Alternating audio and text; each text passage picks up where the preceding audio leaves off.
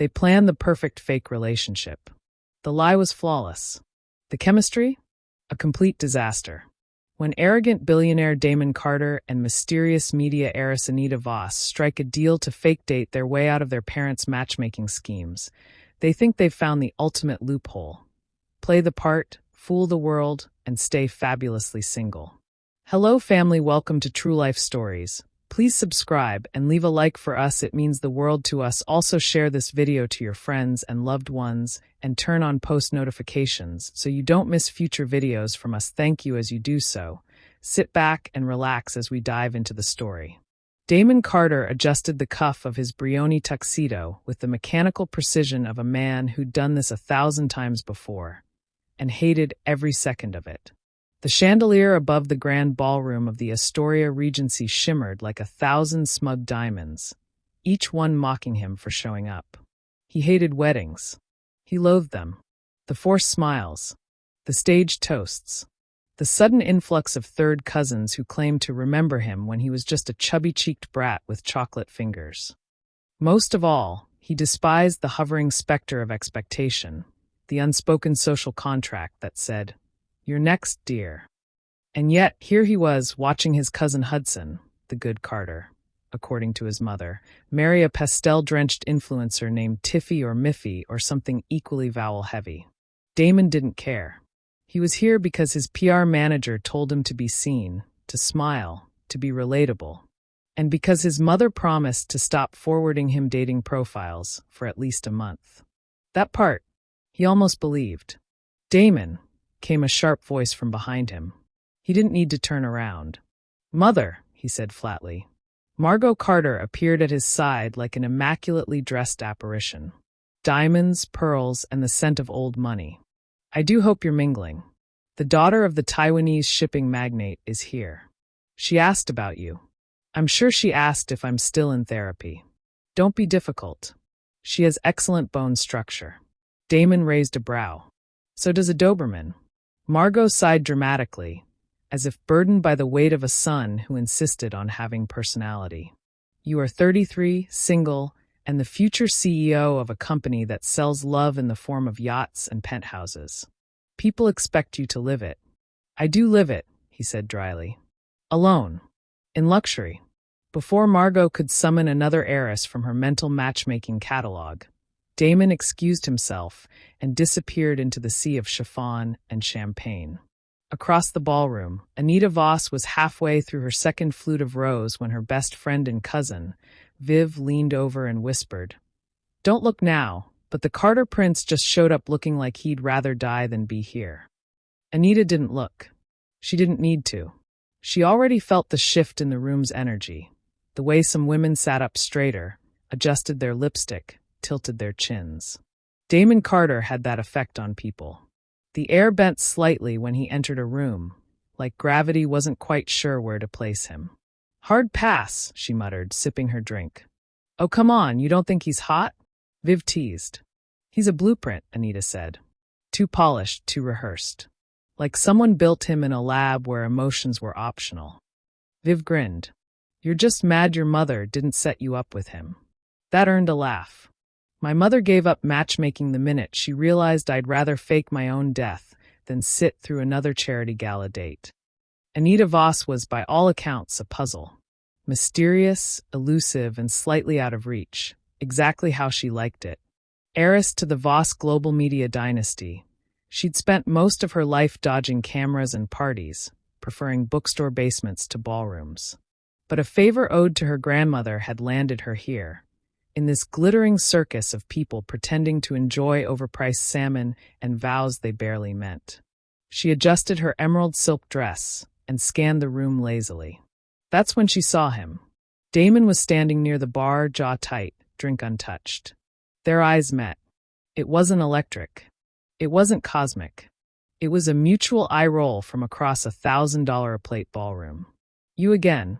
Their looks seemed to say, even though they hadn't technically met. She arched a brow. He blinked once. She smirked. He frowned. It was instant antagonism, a shared understanding that they both wanted to be anywhere but here. And somehow that made it interesting. Anita wandered toward the bar casually, stopping right beside him, not looking directly at him. "Lovely wedding," she said airily, picking up a strawberry from a passing tray and biting into it with theatrical boredom. "Themed like a luxury funeral," Damon replied. She turned to him slowly, sizing him up like a curator studying modern art. "You're either very rude or very observant. Mutually exclusive? Only if you're boring." He chuckled. A low, surprised sound, like he hadn't expected to be amused tonight. "Damon Carter," he said, offering a hand. "Anita Voss," she said, ignoring the hand and stealing his drink instead. He watched as she sipped it. "I assume that means you're not one of my mother's setup attempts." She shrugged. "Are you always this charming, or is it the tuxedo?" "Only on Tuesdays." "It's Saturday." He smirked. "Then you're in for a treat." They stood in companionable silence for a moment, watching as Hudson and Tiffy Miffy shared their first dance while fake snow fell from the ceiling. Damon sighed. "They'll be divorced in 18 months. "You're generous." "I gave them 9. Remind me to send you a Christmas card." Anita tilted her head. "You hate this too." With a burning passion. She laughed, a genuine, delighted laugh that startled them both. Damon stared at her a second longer than necessary. There was something about her. Something unscripted. For the first time in a long time, he didn't feel like performing.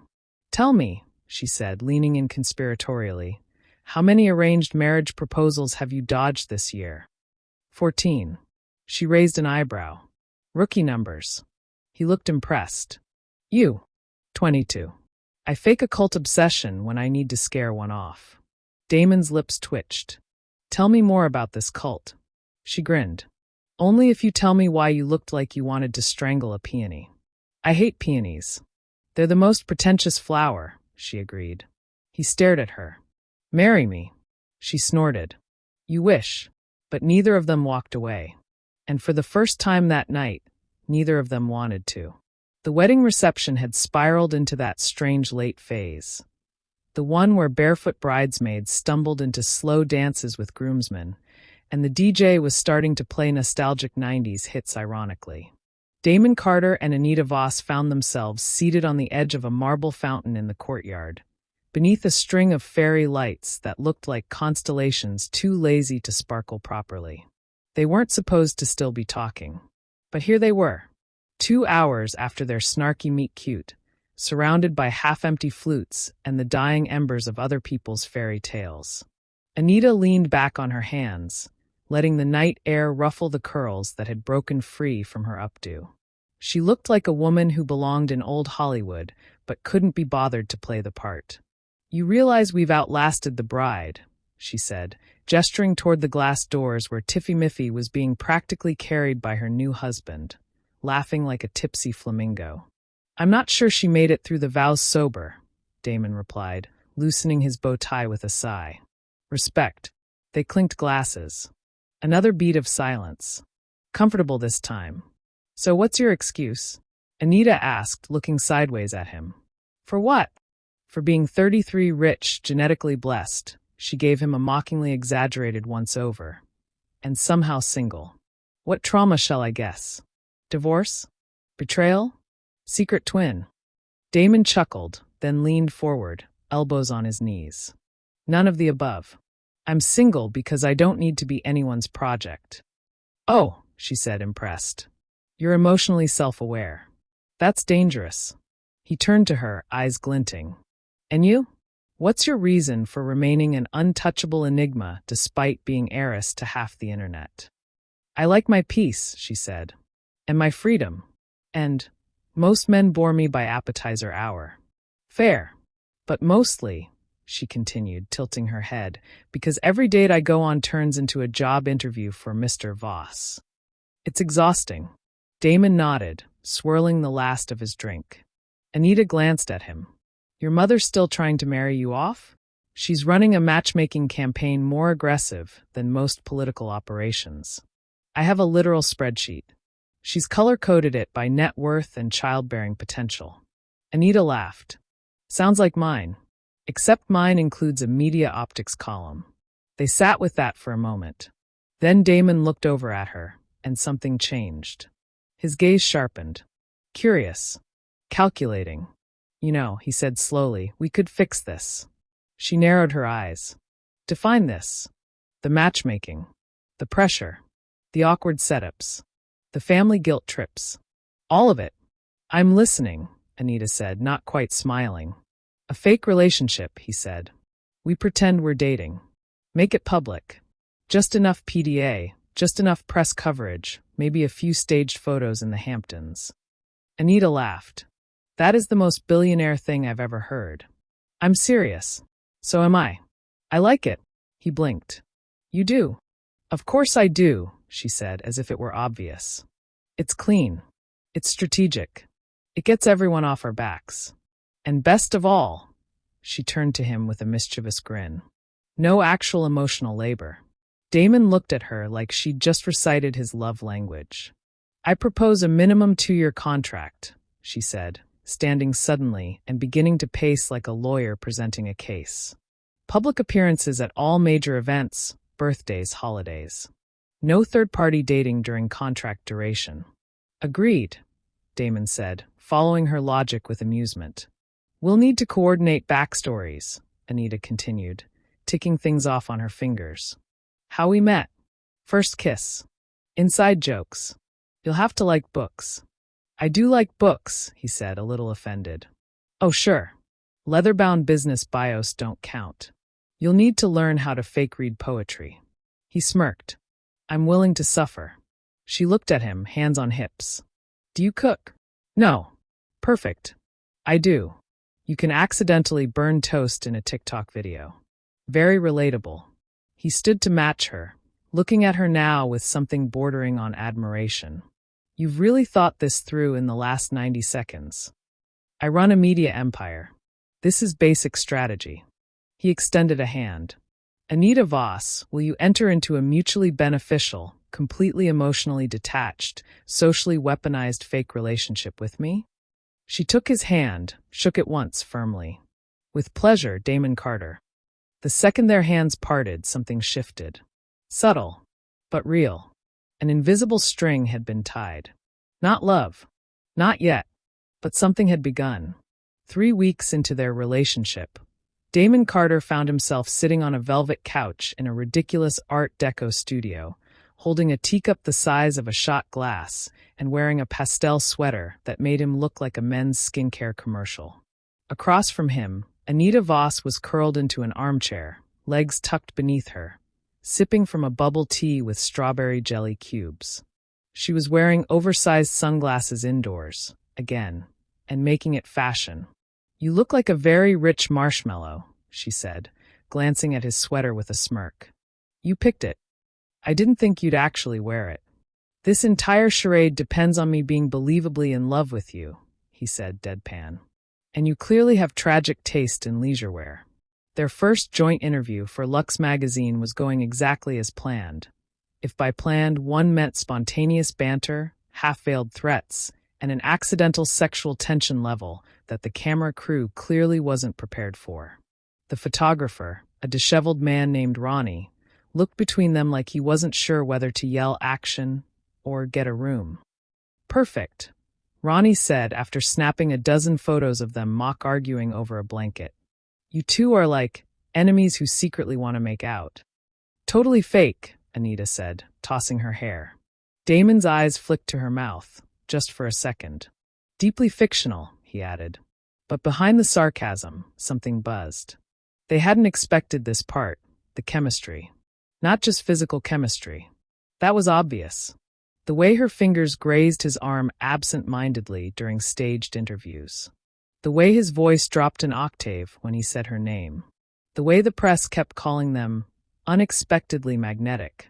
No, this was different. It was the inside jokes. The eye contact that lingered too long. The text messages at 1:14 a.m. that started with sarcasm and ended with soft confessions neither of them meant to send. One night, after their third public outing, a gallery event where they'd been photographed looking hopelessly in sync, while critiquing an abstract piece that resembled spilled toothpaste, Damon drove Anita home in his sleek black Aston Martin. She was quiet. For once. "You're thinking," he said, eyes still on the road. "I do that sometimes," she replied. He waited. "I like this," she said eventually. "Us. The lie. It's convenient. It's fun." He glanced at her. "You're worried." "I'm not worried," she said quickly. "I'm aware of how easy it is to forget it's fake." That silenced him. Not because he disagreed, but because he knew exactly what she meant. A few days later, Anita showed up at Damon's office unannounced, holding 2 iced coffees and a paper bag filled with croissants. "I was in the area," she lied. "You live on the other side of the city. Your assistant follows me on Instagram. I knew you skipped breakfast." He blinked. "That's mildly invasive." "Croissant." He took it. "You're terrifying." She grinned. "You're welcome." Then came the revenge pranks. At a charity dinner, Anita discreetly replaced Damon's speech notes with a printout of bad Amazon reviews for luxury bathrobes. He didn't realize it until he was halfway through reading. "The stitching came undone faster than my last relationship." He glared at her mid-speech. She blew him a kiss from the table. He got her back the following week by leaking to the press that she was writing a tell-all novel titled Mistress of the Media. Tabloids went wild. She retaliated by switching his phone's language settings to Icelandic. He started tagging her in the most unflattering freeze frames of her interviews. Their followers thought it was adorable. The tabloids thought it was genius marketing. Their parents thought it was love. And somewhere between the chaos, it started to feel real. Then came the first unplanned moment.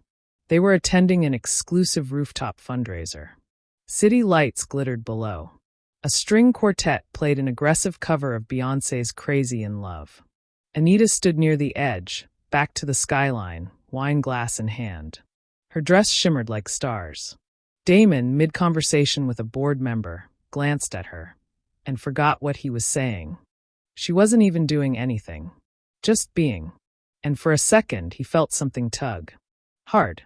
After the event, as they waited for the elevator, he leaned close and whispered, "I think you're ruining the plan." She looked up at him. "Which part?" "The no feelings clause." She didn't respond, but she didn't look away either. 3 days later, they kissed. It wasn't scheduled. It wasn't public. It happened in his apartment, after they both fell asleep watching a terrible cooking show about celebrity bakers. Anita had made popcorn. Damon had burned it. They argued over who had better taste in snacks. She called him emotionally constipated. He called her violently unpredictable. And then she kissed him. No build-up. No cinematic music. Just her mouth on his, firm and soft, like she had nothing to prove and no apologies to make. He kissed her back. Then neither of them spoke about it for a week. The chemistry became harder to ignore. Anita started noticing the way Damon always made sure to walk on the side closest to traffic. The way he remembered how she took her coffee. The way he could silence a room with a single look, but let her win arguments just to watch her smirk. Damon found himself looking for her laugh at parties. He realized he wanted her opinion before making decisions. He noticed that her presence in a room made the rest of it bearable. It was chaos. It was maddening. And it was getting dangerously real. Rain fell in lazy sheets over the city like it had something to prove. Loud, relentless, romantic in the way only movies believed in. Anita stood on Damon's penthouse balcony in a silk robe that wasn't hers, his, holding a cup of green tea that had long gone cold. Her hair was damp from the shower, her lipstick faint, her expression unreadable. Inside, jazz played softly on vinyl. Miles Davis, of course. Damon's moody hour default. They hadn't spoken much since the kiss. Correction, the third kiss. The first one had been accidental. A blur of popcorn salt and misplaced sarcasm. The second had been deliberate. Slow. Frustratingly slow. In the elevator of his building at 1 a.m. after a fake event. The third? That had been last night.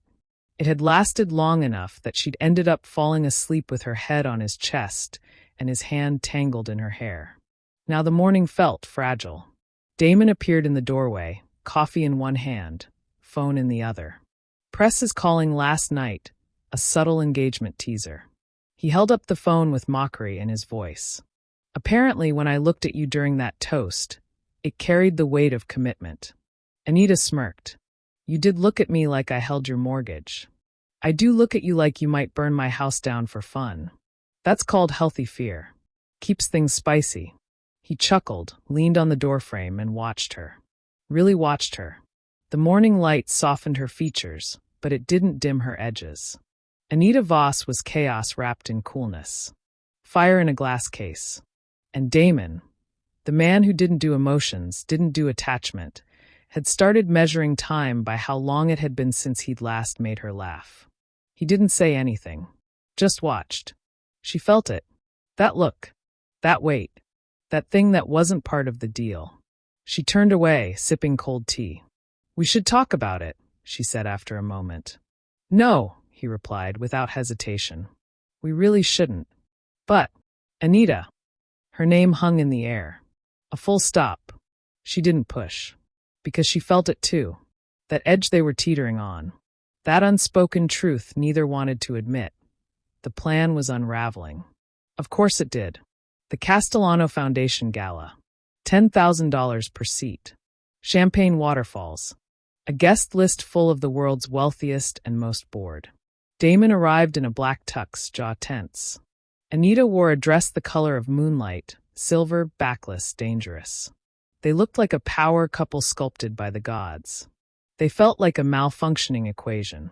The evening was standard at first, air kisses, posed photos, fake stories about how they'd fallen in love during a ski accident in Gushtad. But then he saw her talking to him. Theo Maddox. An ex. A flame. Whatever label made sense for the man who used to occupy the space Damon now found himself almost claiming. Theo was laughing. Too loudly. Anita was smiling, polite, unreadable. But Damon? He saw red. He crossed the room too fast. Too angry. He didn't think. Damon Carter always thought, but this time, instinct won. Anita, he said sharply, hand brushing her arm. We need to talk. She blinked. Now. Yes. She excused herself from Theo, who, to his credit, looked smugly amused, and followed Damon to a side hallway draped in velvet. What the hell was that? He hissed. I was networking. That's what people do at these things. He's your ex. And we're fake dating, remember? The words landed like a slap. He took a step back. Right. Fake. Of course. She folded her arms. Why are you acting like a jealous boyfriend if this is all pretend? Because, he stopped. Swallowed. She stepped forward. Because what? His jaw clenched. His voice dropped. Because I don't know how to pretend when you look at someone else like that. Silence. Heavy. Thick. I wasn't looking at him like anything, she said softly. I was looking through him. Damon exhaled like he'd been holding his breath for hours. She stepped closer. Why don't you just admit it? His voice was strained. Because if I say it out loud, this ends. The lie ends. And everything changes. She looked at him, vulnerable now, stripped down from all the mystery and wit. I think it already has, she whispered. 3 days later, the contract leaked. The dating deal. The original PDF. The bullet points. The fake terms. The signatures. Someone, probably a bitter assistant or a vindictive cousin, sent it to page 6. The headline exploded. Billionaire love hoax. Damon Carter and Anita Voss exposed. The internet went feral. The tabloids screamed betrayal. The public screamed manipulation. The investors screamed for distance. Anita's phone blew up. Her PR team panicked. Damon's board held an emergency meeting. But the worst wasn't the press. It was Damon disappearing. No calls. No texts. No explanation. Anita waited 2 days. Then 4. Then 6. When she finally showed up at his penthouse, soaked from rain, mascara smudged, fury laced with heartbreak, she didn't knock. She walked in. Found him at the piano. Playing. Slowly. Beautifully. You hiding now, she said coldly. He didn't turn. I thought it would be easier. For who? For both of us. Anita stared at him, incredulous. You think running is easier than explaining? I don't want to hurt you. You already did. He finally looked at her. Pale. Tired. Raw. I fell in love with you, he said, voice hoarse. And I didn't know how to do it without screwing it up. She stared. Her anger faltered. You idiot, she said. I was already in love with you. Then she walked away. This time, it was Damon who let her go. Because when the truth comes out the wrong way, even real love feels like a lie. It had been 10 days since Anita Voss walked out of Damon Carter's penthouse. 10 days since she stood in the rain and told him she loved him. 10 days of silence. In those 10 days, the media frenzy had morphed from scandal to spectacle. Every headline screamed betrayal. The elite's fake fairy tale, Damon and Anita deceived the world. Love contract or strategic fraud? Voss and Carter's lie, the ultimate PR stunt? Their faces were everywhere, airports, magazines, memes. Even late-night hosts had their jokes. Damon was now the poster boy for manipulative wealth. Anita was painted as either a victim or a genius social manipulator, depending on which blog you read. But none of that compared to the quiet. The sharp, aching nothing between them. Anita hadn't left her penthouse in a week. Not really. She'd gone to meetings. Said all the right words. Smiled for cameras when required. But the moment the doors closed behind her, the mask fell. The glamour peeled off. And she was just tired. There were flowers at her door daily. Roses, tulips, orchids. No name on the cards. Just timestamps. Always at 8:15 a.m. Damon. She didn't respond. She was angry. Still. But worse than that. She missed him. Missed the sound of his voice when he was half asleep. Missed the way he always ordered her favorite dessert before she even asked. Missed the arguments about art, the stupid in-jokes about rich people yoga, the way his hand would hover near hers like he was always asking for permission before ever touching her. He had left without a word. And that was the part she couldn't forgive. Damon wasn't doing much better. His world, meticulously ordered, ruthlessly controlled, had fallen apart with a PDF leak and one look in Anita's eyes. The board wanted him to do damage control, to issue a statement claiming youthful indiscretion and strategic miscommunication. His PR team had written a 4-page speech. He deleted it. Instead, he did something no one expected. He stopped showing up. No appearances. No events. No comments. He withdrew. Into himself. Into his penthouse. Into silence. Because how do you fix something when the moment you try to explain it, the words choke you? The truth was simple, but ugly. He had promised her it was just pretend. And when it stopped being pretend, he got scared. And when it became real, he ran. Not because he didn't love her, but because he loved her too much to watch her reputation burn for a lie they both started. He thought leaving her was protecting her. Instead, it had broken them both. An unexpected invitation, delivered to Anita's office in a heavy white envelope. Embossed, sealed with a wax stamp that smelled faintly of jasmine.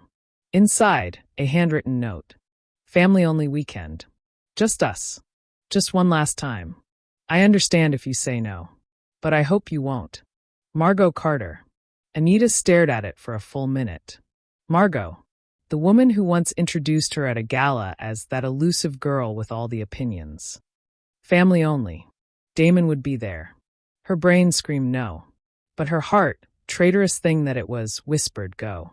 Tuscany was like a dream someone tried too hard to romanticize. Rolling hills. Sunsets that bled gold. A family estate larger than most boutique hotels. Anita arrived with her chin high and her heels higher. Not for Damon. For herself. To remind him, and herself, that she hadn't been broken. Just bruised. Margot greeted her with a hug far warmer than expected. I didn't think you'd come, the older woman said, surprisingly honest. I almost didn't. I'm glad you did. The first time she saw Damon, he was standing under an olive tree, sleeves rolled up, holding a wine glass he clearly wasn't drinking. His eyes found hers instantly. Neither of them moved. For a moment, the entire vineyard faded, the laughter, the chatter, the summer breeze, until there was only that heavy silence between them. Dinner that night was tense. Polite conversation. Stiff smiles. Too many people pretending nothing had exploded. It was late when Anita finally stepped outside, barefoot, wine in hand, into the dark silence of the Italian countryside. She didn't expect him to follow. But he did. "You came," he said softly. "I came to say goodbye," she replied. Damon nodded slowly. "I deserve that." A pause. Then, "I'm sorry." 2 words. But they felt like an earthquake. She didn't speak. Just waited. "I thought disappearing would protect you," he said. "I thought if I removed myself, the storm would pass. That you'd be spared the fallout." "You think I wanted protection?" she asked, eyes flashing. "I wanted you. I didn't know how to be yours without ruining you. You don't get to decide that for me, Damon." "I know." He stepped closer. "But I'm here now. Not for the media. Not for the story. For you." Her voice trembled. "Why now?" "Because I realized something," he said, eyes searching hers. "The plan didn't fail. It worked. Too well." She frowned. "What?" "We said we'd pretend to date long enough that our parents would stop meddling. That they'd stop pressuring us to fall in love with strangers." His voice dropped. "Turns out, we just needed each other." He reached into his jacket pocket, pulled out a slip of paper. She took it. It was the original contract. Only now, the last line had been handwritten in ink. Addendum, real love clause. Indefinite. She looked up, and he was already kneeling. "No ring. Just raw hope." "I don't want to fake it anymore," he said. "I don't care what the press says. Or the world. I care about you. Marry me, Anita. Not for them. Not for peace. Just for us." Her hand shook. Tears filled her eyes. And then she laughed. A watery, chaotic laugh that cracked through the quiet. "You don't even have a ring." I panicked. "I hate you." "You don't." "No," she whispered. "I don't." She dropped to her knees in front of him and kissed him. Soft. Fierce. Real. The sun rose late over Lake Como, spilling pink and gold light across the rippling water like a painter who couldn't make up their mind.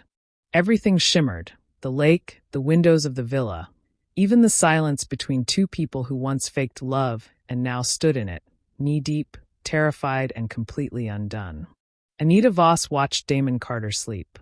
Not because she was a romantic, not because she was sentimental, but because this version of him was new, bare, stripped of control and armor.